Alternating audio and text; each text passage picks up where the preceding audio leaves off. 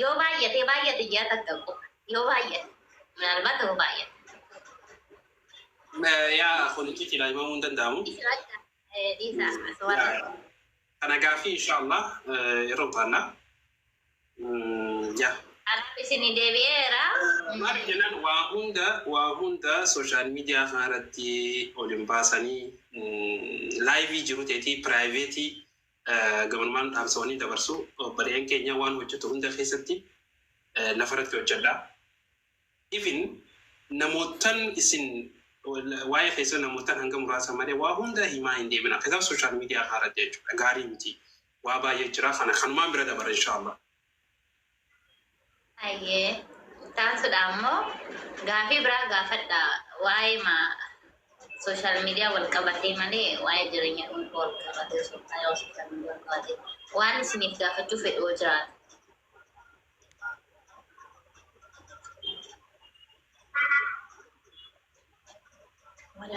Walaloo dhiisaa suutuma naaf jedha inshaallah.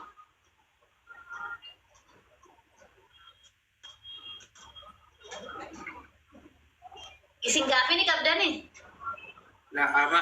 Ara guyyaan keetii. So hordoftoota keetiif qofa gaafii deebisuudha. Maal isiniin jechaa jirus ni fakkaate.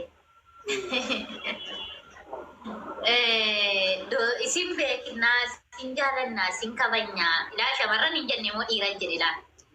Innaa isin jaalannaa, isin jira warra dhiiraa kanaaf gaa isinirraa qabu. Shamarran kara kiyyaa hundoo isin jaalatan. Waan kara keetii kana beekamanidha. Oke, gara kiyyaas amma bakka afirraa ansi gaafa dure gara hordoftoota kiyyaatiin. Oke, hayyee naasi gaafa. Oke, nama tokko gaaffii gaafate. Bismillah.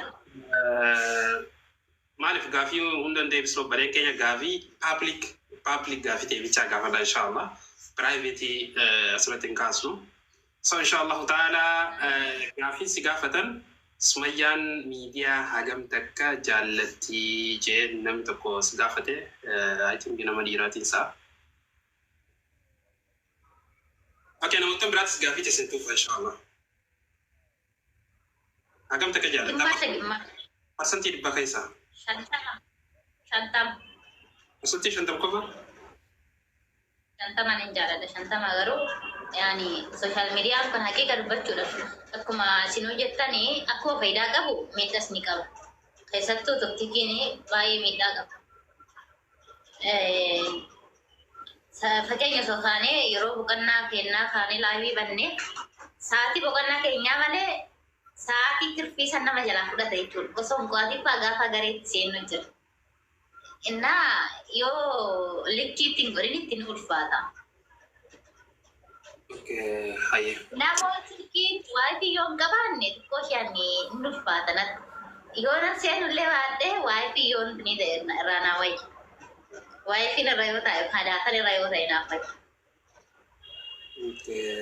Hayyee galatoomii gaafii itti aanu dabarraa.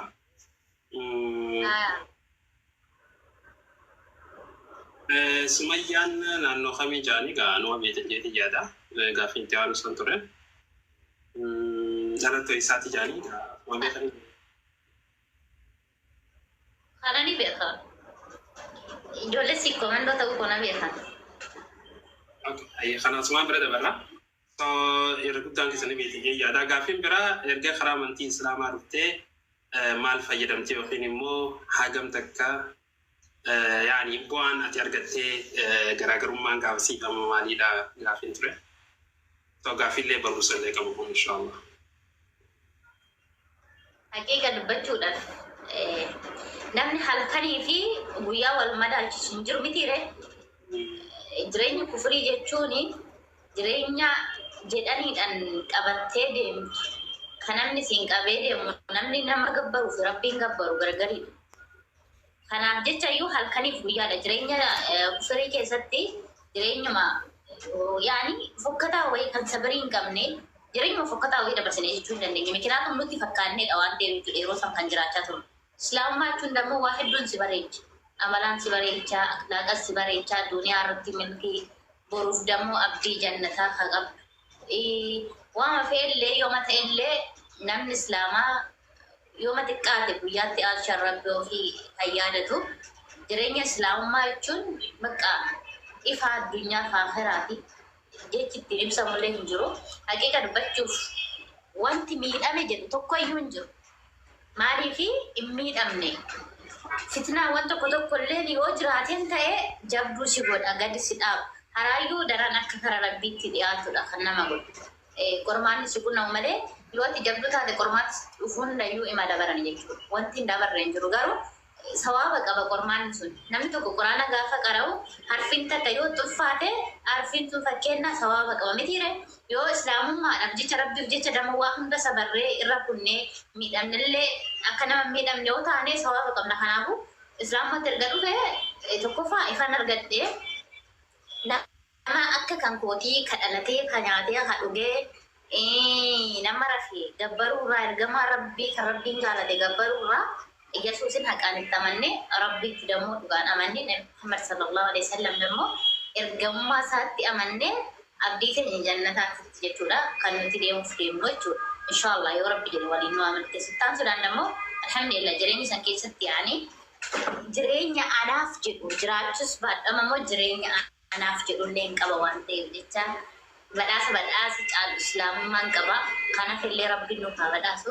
Badhaasa caaluma abbaa manaallee nan qaba sumaan ishii dhageessee adisa innillee badhaasa gooda akkas inshallah.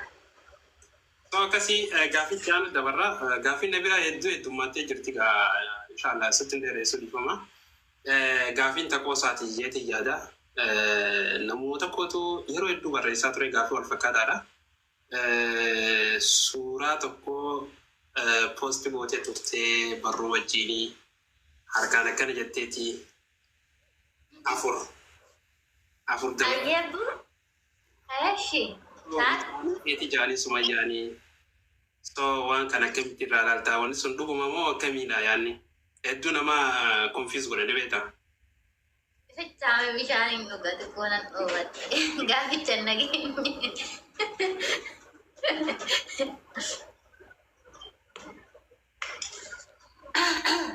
Gaaffii kana gaafata namni hedduu deddeebi'eeti.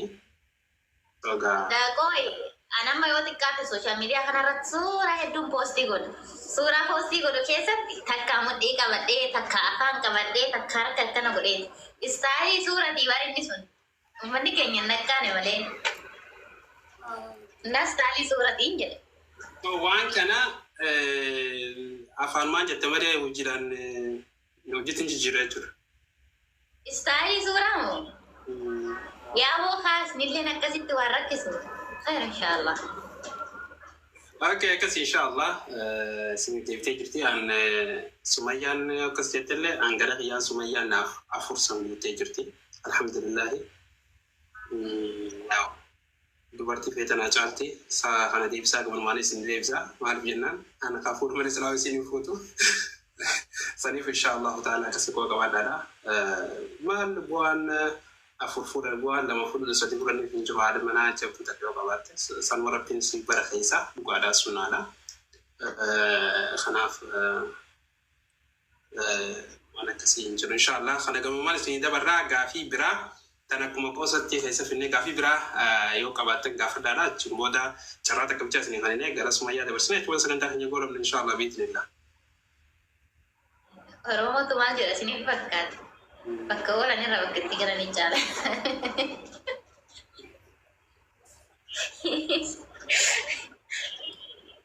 Akkasii dhiire.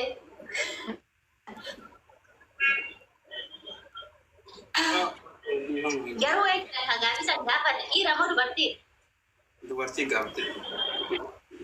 Yeroo keessa nuuf jedha.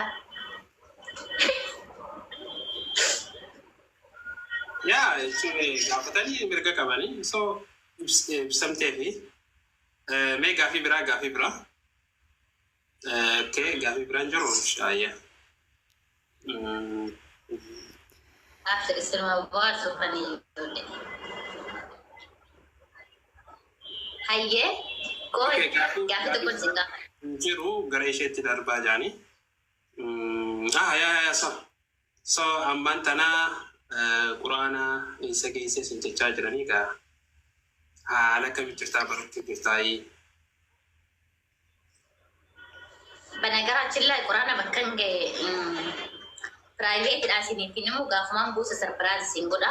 Cidha kan koo fi eebba quraana kan koo bakka tokko inshaallah yoo rabbiin jedhe barumsa barataan jira. Zoom irratti iyyuu sun ta'e nama markasan qaamaan barataa jira. Boota itti baradhuu fi eenyu irratti akka baradhullee anaaf siyaasa ta'uu malee nan beeku. Kasayee kanaaf akka bira dabarraa. So akkas inshaallah gara kee dabarraa. Hordoftoonni keetis haa gaafii sadii si kaneen jira. Sana booda inshaallah sagantaa keenya ni godhamna. Obboleen keenya isinumar salaamachuu dhufne nuti inshaallah ta'ala hedduu isin jaalanna waan ta'eef egaa akkasii bu'a qabaadhaadha. Hayya caalaa si kaneen jira adde Sumayyaa. Hayyee gaafii jallu takkaan isin ati miti lakkee hordoftoonni kee waan gaafatan laa gaafii sun dura tare garuu akkamitti wal bartan jedhanii qaama wal beektanii jedhanii kana namoo akka nuti qaama wal barree wal hin beekne namoo nama beekaa ani gaafa yaani isin dhalattan isin argeen ture garuu isin hin beekamu malee jechuudha. Isin dura dhalatenna isa san isin hin gaafadhu. Eshimaa isin gaafadhu yoo gaafii takka isin gaafadhu yoo isin gaafii dhabdan.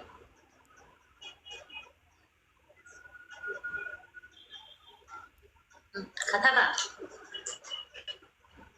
Oye, Safa, ijoollee Safa.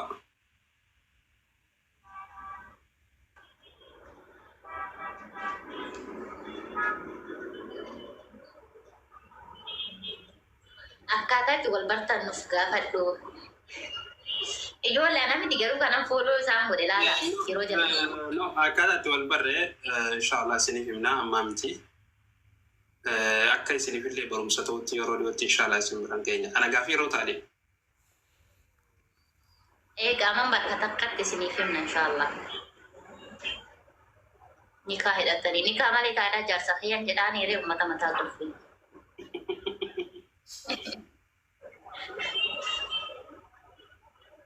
Haya wal barree guyyaa meeqatti nikaa godhan?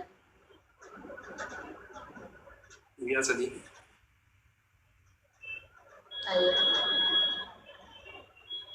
Dhaloon isaanii eessa? Isaanoo Harargee ba'aa eessa jiranii? Isaan moo wal fakkaattu akka hir'isa? Paaster Kaaled maal siin jedhe daa'ima jalqabaa dhiira moo durba ta'uu hawwitu?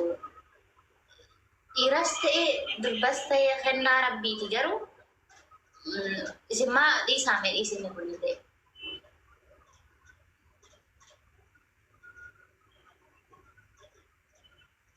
Obboleen keenya jaalalli wani jaamaa hin jirtu dhugaan isiniimaa nikaa booda akka shari'aa islaamaattis akka rabbiin jaalatuttis jaalalli wani jaamaa nikaa rasuula keenya sallallahu alaihi wasallam erga wal halaaleeffatan booda jaalalli jira malee san dura habiibti jinni jaanka ijiboon jedhesi ilman keessa jechuudha inshaallahu ta'ala hundi keessanuu nama jaalattan qacitaa nikaa godhadhaa irra rafina jechuu argatu. Achi booda rabbiin barakaa isin jettu buusaa jaalala ajaa'ibaa isin jettutti buusaa waliin galma ga'uu dandeessu jechuudha.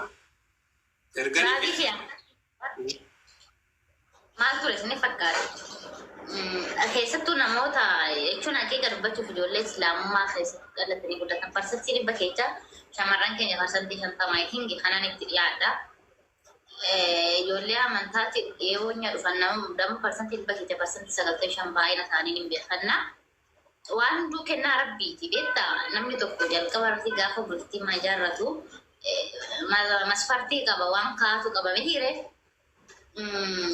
tokko tokko osoo alqaayidaayyuun qara'in osoo waan beekin ijoollee amantaatti dhufte kana fuudhuudhaaf deeman jechuudha. Ofiisaa warraan beeku salaata ofiiyyuun salaatu jechuudha. Innaa badaasaa kara bultiitiin nikaatti deemuu qofayyuu sun taane filannoon nama nuti qabnu fadamoo nama bultiinis ta'uu sun nama akkamitti jennee dabaruun illee irratti dirqama. Ittaan sudhaan dammoo warra miidiyaa kanarra 2, 3, 4 jedhan wayiitu jira jechuudha. Amma salaanni rabbiin dirqama waajiba nurratti godhee 5 salaata. Uummanni sun sunnaayyuu cinaatti sun salaatiin sunnaadha jedha. Innaa an jalqabaa ta'u sun kunuunsin kan lammataa fedhan argaa isaanii jechuudha.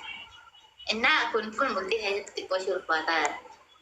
Ya, isafu ijoollee gara amantii Islaamaa dhufan kana sirriitti kunuunsuun nu jiraata. Isaafuu ijoolleen gara amantii Islaamaa dhuftan waan isin dhaamu gamanumaan haga danda'ametti namni san hagam takka nu fayyada, hagam takka diinii qalbii jabeessaa, hagam takka sodaa rabbii qabaa si gale. Namni kun hagam takka gama rabbiitti daran na dhiyeessaa deemaa jettanii yaallachuu qabdan malee sawabiin aadaa shawwata binaa jechuu barbaadeeti. Wanni guddaa isin ilaaltan namni kun hagam takka sodaa rabbii qabaa si gale, hagam takka na jabeeffachuu danda'a. Wanni guddaan isin ilaaltan kana maaliif jireenya keenya isaan keessatti waa hedduu waan danda'u jecha haga danda'ametti dhibuu keessaa fi ijoolleen karaa amantii Islaamaa dhuftan rabbiin istiqaamaa isin yaafannoo rabbiin nama jabaatee guddaa goo rabbi isin haa godhu. So walu isin irra jiraadhaa danda'ametti haga